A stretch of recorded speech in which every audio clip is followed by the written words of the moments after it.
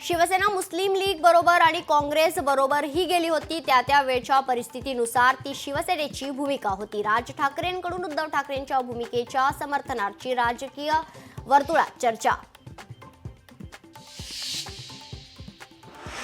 विधानसभेच्या निकालावर राज ठाकरेंची जोरदार टीका. लोकांनी आपल्याला मतदान केलं ते आपल्यापर्यंत आलं नाही, कुठेतरी गायब झालं.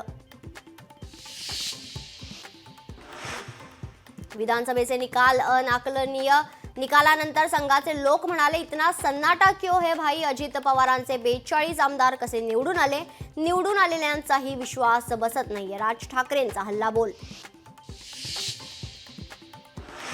दिल्लीदास फडणवीसांच्या 3 जाहीर सभा. मुस्तफाबाद, गोकलपूर आणि बलवीर नगरमध्ये सभेचं आयोजन. दिल्लीत सर्व पक्षीय बैठक सुरू. केंद्रीय अर्थसंकल्पीय अधिवेशनाच्या पार्श्वभूमीवर बैठकीत चर्चा.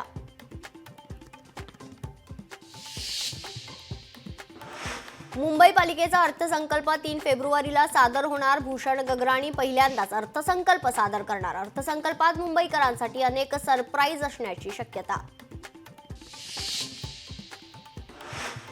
बीडमध्ये डीपीडीसीच्या बैठकीत अजितदादांचा पदाधिकाऱ्यांना सज्जड दम. चारित्र्य चांगलं ठेवा, चुकीला माफी नाही. खंडणी मागणाऱ्यांवर मकोका लावणार अजितदादांनी टोचले कान.